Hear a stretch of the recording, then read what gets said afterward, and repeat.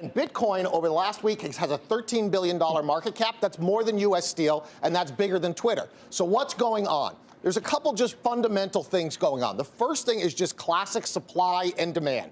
So we have demand coming from China and India. We talked about the devaluations that are occurring in China, capital flight coming from China, almost $50 billion last month. People are using Bitcoin as a digital gold and store of value in an environment like that. In India, a month ago, they, in 20 minutes, said 86% of the cash in the country is no longer valid. So they essentially demonetized the country. People then looked for an alternative currency that is outside of the financial system. Bitcoin got demand from that.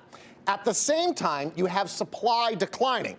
So we only have 5 million Bitcoin that are left. There's going to be 21 million total. 16 million are free floating. The other 5 million are going to be drip fed out to the market over the next 100 years. So you don't have anything like in gold where the price goes up and you have a supply response from the miners. In Bitcoin, that's not going to happen. There's 5 million left. So you have increasing demand smashing right into decreasing supply.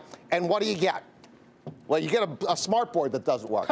But the other thing you get is you get a Chinese yuan highly correlated to Bitcoin. Okay, that's been happening over the last month or so.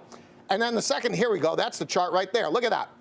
This has been for almost a year. And if you actually look at what Bitcoin does, it tends to move a week or two ahead of the yuan. So you can kind of get an idea of where that rate's going to be. And then finally, you might ask, BK, is it too late to buy Bitcoin? BK, is it too late to buy Bitcoin? Yeah, you know what, guys, BK. thanks so much for asking that. It's not too late to buy Bitcoin, and here's why. It's up 100% this year, phenomenal run, but this chart is a log chart, which adjusts for big price changes, essentially percentage change. So this is Bitcoin all the way back from 2002.